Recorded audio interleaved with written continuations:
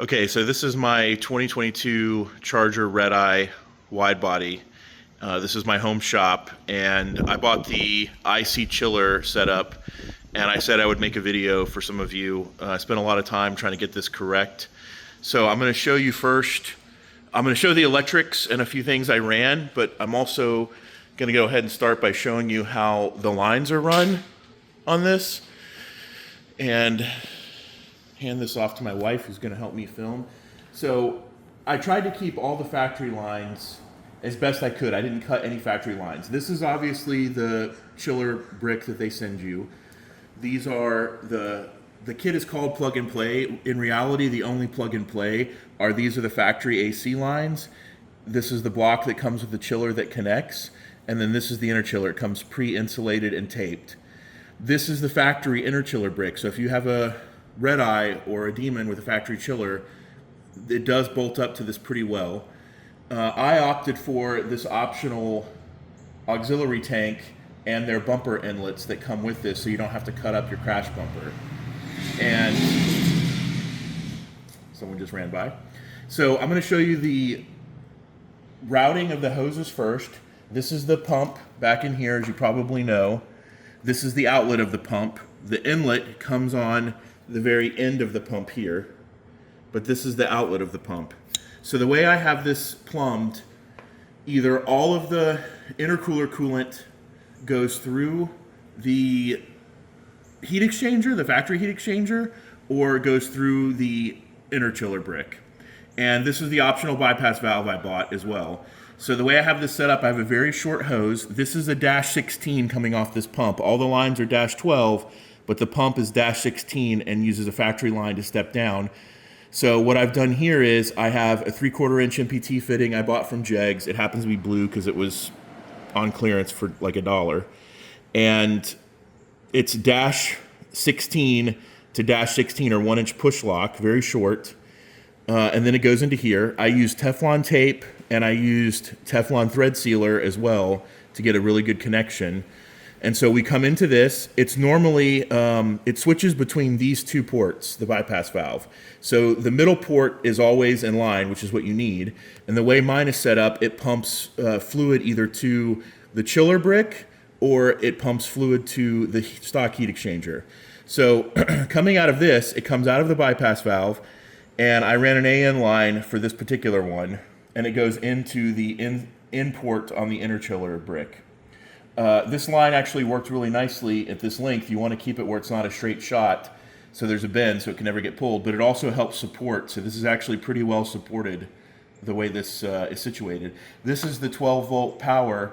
They give you a harness for this. This goes up under the headlight and then eventually goes through the firewall, so you can control this from the car, switch in the car, which I'll show you. So once you come down here into the interchiller brick, and again, this is I think a 120 is how I got it to do very nicely. This is a 90, and I'll do some measurements on these hoses if you want to duplicate it. So then down here, if you can see, this is the output from the interchiller brick, and you can see this hose comes up. It's a tight fitment, but it comes up through here, and then it comes around to the top of the bumper extension that they sell. And what I did here was I got a McMaster, I'll leave a link. I got some rubber grommets that go specifically through the speed holes that they cut to hold this very nice and secure. And then this is a stainless steel metal fitting. I didn't want to use plastic. So we come out of the pump, we go into the bypass. It's normally in this position without power to it. So it goes into the interchiller brick, out of the interchiller brick, and it comes to this T. From this T, it then comes over and feeds the top of this intercooler tank. And I think, again, this is a 120 fitting. If you did 90, it would have been really tough for this hose. I also put this corrugation here because the bumper is going to fit on this. It's close. I had to clearance the black plastic bumper support a tiny bit, but I figured I want this to last the life of the car. I don't want this hose to get eat up. I also can, as you can see, use Oetiker clamps, so I don't have to worry about worm gear cutting into them or tension being lost. I highly recommend that. So then I come into the tank. The tank comes over. This is supposed to be just a bleeder valve to get air out, so you can just have a cap on there. They include one. You can pull that up or down. But then when it goes into this tank, It comes out the bottom. This is a spot where I had a leak, which I'll talk about, and this is the only hose I have left to connect. The only reason I haven't connected this yet is I'm going to put the plastics on the car, the shrouds that go by the headlights and the shrouds that direct air into the radiator, and I have to run this hose through one of those shrouds. I'll show you that. So the coolant comes out of this and it goes into this hose, which comes around and makes a loop, nice sweeping loop, and it connects to this factory hard line, which goes all the way up to the blower. So I didn't have to cut any factory lines. So then that goes all the way to the blower, and then on the return trip, ordinarily, there's a hose in here, this hose right here, would just connect to the heat exchanger. So what I've done here is I've disconnected it and I've used a 3/4 inch union, and then I've connected it to this hose, and this hose runs back, and then if you look down here, there's another union on this hose right here. This was the factory line that connected to the heat exchanger. It's disconnected. So it comes to here, has a union, and then this factory line feeds back into the pump. So that's how it works from beginning to end if you're running the intercooler brick. Now let's go the other way. If you turn this valve on with a switch I've installed on the kick panel under the steering wheel, the coolant comes out of this side of the bypass. This side gets closed. And then this hose, it's kind of hard to follow a little bit. I've got a 90 on there. So I've got a 3/4 MPT to male -12A and 90. And then I have another 90. So this hose comes out. If you follow me here, it comes through here. And this hose is going to feed directly into the heat exchanger. So it comes across the top of the heat exchanger and it makes a 180 into the heat exchanger. Okay? Then this hose comes out of the heat exchanger down here, factory heat exchanger.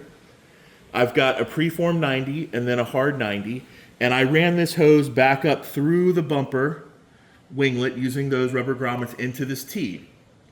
Now, you'll notice there's the T's here for a reason. So in this case, if you're using the heat exchanger, it comes into the T and it will feed coolant going this way and this way. Now, if it feeds coolant this way, you're back feeding it into the chiller brick, and it will get to this bypass, which is closed. And so the fluid doesn't flow there. Now the fluid's forced to go back into the auxiliary tank, comes out of the auxiliary tank, and all the way back to the blower.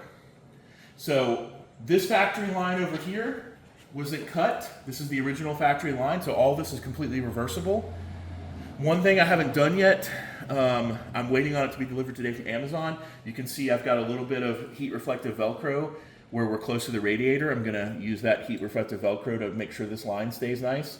I put a little piece of corrugated plastic here where I'm gonna zip tie this so it's away from the radiator against this cap when it's fully installed. And I'm gonna run the heat reflective Velcro here where this line is very close to the radiator. You can see I already used some of this abrasion resistant stuff and some cold shrink from Race Flux. I got all my lines and fittings from Race Flux. They're pretty excellent. So you can see I've already got all that stuff installed. But that's the routing. You're 100% through the heat exchanger, or you're 100% through the interchiller brick, which I think is the best of both worlds, because even though this is supposed to run your factory AC and your interchiller without any issue with the factory AC, if it's really, really hot, like it gets here in Florida sometimes, in Central Florida, and you realize that your factory AC is suffering, you can just turn off the interchiller brick and run the factory heat exchanger. You can also, under those situations, if the ambient temperature is below, I think, 50 degrees, the AC doesn't come on. So you can run the factory heat exchanger. Another common problem that people complain about with this kit is that when you're running the chiller for a really long period of time and it gets really, really cold and frosty, when you just stop the car and turn it off and the intercooler bricks inside the blower are super cold, they'll condensate and water will drop into the motor, making it really hard to start. So with this setup, when you're coming close to stopping, you've been on the road a while and these things have really gotten cold, you can turn on the factory heat exchanger and let everything get up to temp, and when you turn the car off, you're not going to have any of those hard start problems. I still need to tighten the horns back down. I had to move those up or rotate those a little bit to get the hose in here. And I will stop and reshoot a video with the plastics installed. You do have to do quite a bit of clearancing.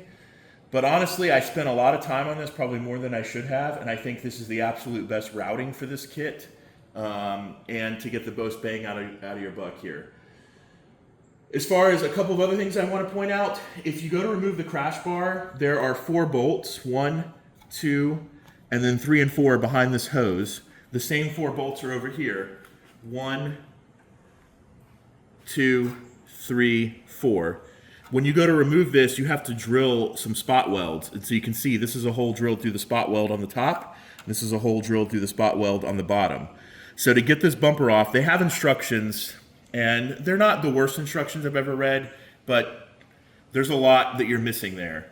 So when you go to pull this off, it would have been a lot easier for them to identify where do you drill at. You drill on the outside of this bracket, and then the bumper comes right off. Another thing you have to do here, this is the air intake, or sorry, ambient air sensor. For reference, this is a clamp I don't want to forget because I went to use an Oetiker here and it doesn't quite fit. So I'm going to have to pop that Oetiker off. Now there's no way to get another one on. So I got a very nice and wide, smooth clamp to replace it here for cheap insurance. These, by the way, are very, very deep. This fitting goes to here.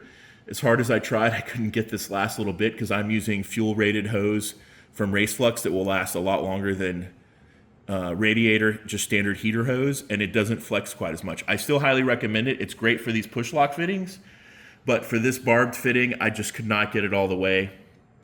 Anyway, going back, what I did here was I drilled a tiny hole, if you look through here, in the back of this, and I used a push pin so that I could relocate this sensor right here, which is exactly where it was on the back side of the bumper. So you've got that in the same exact spot that you did. There's no changes up top with this system at all. It's the stock reservoir, the stock metal lines. Like I said, everything is reversible. I'm really happy with how this turned out. I'm probably also going to add some reflective Velcro here where we're close to the radiator, and I also may do this here when I get this line done. But I will stop and I will pick up when the plastics are on. I'll show the electronics. One other thing before I forget is the bracketry for this. So this is the stock, this black bracket is stock. They include a bolt to bolt this TXV, I think it is, of the valve. To here you have to retain it. The bolt they included was too short, so I had to just buy a longer one. I bought a grade 8 one. It's pretty straightforward. This has a threaded hole, like a nut welded onto it. This bracket ends up bolting kind of in the factory location. They've got holes for you here. These are the factory bolts, the factory location where it's secured on the bumper. This is pretty solid. This is also pretty solid. It's going to be hard to see, but if you look, there's a black bracket they include with the kit, and there's 3 studs that come out of this brick back here, and there's 3 nuts that you use to connect the bracket. And then if you look from the bottom right here, this bracket has like a slip hole kind of on an arc, and this is their bracket, and this is the factory. This black right here with the leg, this is on the factory interchiller bracket. So again, I put the hardware, this is the hole you're going to use, and then back there, very hard to see, but where I'm shining the light, that's also a factory location, and that's their black bracket. They included hardware which was 1 or 2 sizes smaller. It was pretty small for the hole, so I bought different bolts, stainless and grade 8, to make sure that these would be rock solid, and I got them nice and secure, you know, not over tightened, but so they don't come loose. So that's kind of the kit in and of itself. I think it's turned out pretty nice, but it was a lot of work. I will take some measurements of the lengths of these lines if you want to duplicate this. I think this is the best way to do the kit, and I'll pick back up on the video when I've got the plastic installed. Thanks. All right, this is after me testing for leaks, taking care of a leak, and getting everything dialed in before the actual bumper cover goes back on. So the difference here between what was in probably the same video, but after the changes, I have all the plastics trimmed. You have to do quite a bit of trimming on this one. Actually had to run this hose through this piece of plastic. Also, when you switch to the aftermarket bumper extensions in the tank as opposed to a crash bumper, you lose the ability for some of the push pins to work. So I had to use a couple of zip ties. This piece in particular had to be cut up pretty good to clearance these hoses, but I think it'll be totally fine once the bumper is on. And you can see I sort of clearanced it as best I could around the lines to keep as much of it as I can intact. And you'll want to do that because over here in the wheel well, this wheel well liner bolts to the back side of this that has the mesh. So you want to keep as much as you can to lock all that together. I added some protection here, a piece of just loom, so that wherever the bumper might touch this, I don't rub my hose. A piece of loom here for that. These hoses that I had to run across, I ended up getting some Kevlar reflective and fiberglass reinforced stuff that you could wrap with Velcro, and I zip tied these off to make sure they don't move very much. Again, you'll see there's quite a bit of clearancing on this plastic. There's basically 4 plastic pieces you have to, or maybe 5. There's the 2 pieces, the lower radiator, there's the 2 upper radiators, and then there's the side inlet here. The side inlet on the far left, you don't have to touch.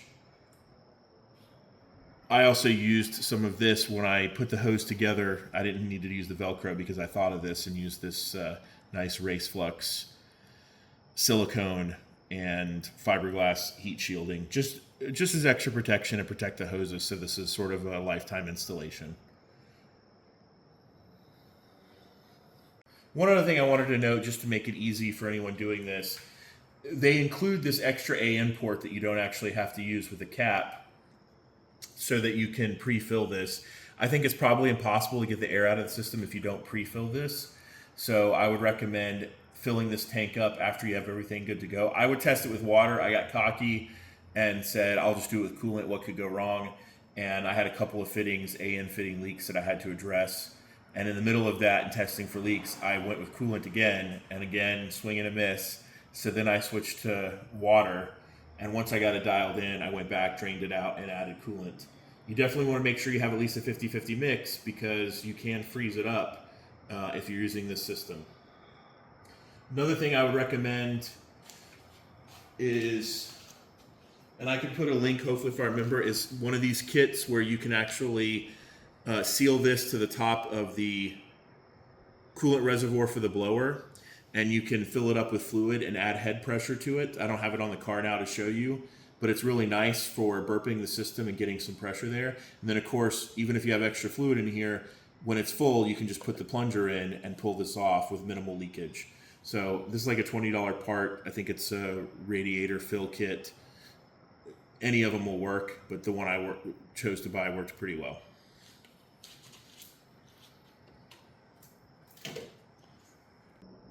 Another thing, sort of lastly, just to kind of help anyone out, there are tons of videos online and links that talk about how to run wiring through the car. You can remove, like I did, the door sills. I ran the wiring for the interchiller kit directly from the battery with a relay, so that I'm not putting any extra load on any circuits. And I ran it down the driver's side of the car all the way up through the kick panel. And I'll show you where I installed the switch. And then I used the existing firewall plug with wiring that's for the hood latch. It's hard to get to. It's not impossible, but just follow the hood latch cable and you can use that to push your wiring through the firewall. On this, I just want to give anyone this is a 2022 Redeye, and there's a couple things going on in this box. Number one, I have a taser, and so on the right you can see there's a fuse tap, and I use the standard taser instructions. That's the one they tell you to tap. For the interchiller kit, I wanted to make sure I was tapping something that was in the only run position, not accessory. And I identified this fuse that you can see has a wire coming out of it. And for reference, it is the fuse that is F52, and it's for a heated cup holder. It's a 10 amp fuse. It's next to F51, which is the front heated vented seats, which is the fuse you see to the left that's 20 amp. So that middle fuse there is a 10 amp, and I found these online because a standard fuse tap won't work. I found these that have a wire integrated into a fuse. I have spares because you have to buy, I think, 10 at a time. I'm not a YouTuber by trade, so I don't know if I'll remember to put a link, but if you leave a comment and you want to know where to get these, I'll certainly tell you. But that's what I found would work for this. And I have some wiring here loomed up, but basically I use that to trip a relay and get power directly from the battery for any of the accessories. And of course that's the battery tender over there to the right. And I also have my double bypass installed in the trunk where I plug in my taser. I have it unplugged right now. If you come over this way inside the car, I can show you where I installed the switch for the bypass valve. There's not a lot of great places on this kick panel. The exact positioning I'm showing you here is kind of the ideal place. If you have a non-Hellcat, or sorry, a non-Redeye without an interchiller, you might need to do 2 switches, which come with the kit, to do a drag valve. I only had to do the 1 switch. Use the drill bit they recommend. My advice there is drill in reverse to get it started, because if you catch the plastic, it will annihilate it with the huge drill flutes. It's a pretty large bit to get that switch to fit snugly. But I'm pretty happy with how that turned out, and that's the location I recommend. If you pull that panel off, you'll see that the plastic on the back side is doubled up in some places, and it almost looks like it's meant to do that for some reason. There's some airbag warnings. The airbag is behind there. That's not something to worry about. You're not going to drill through it.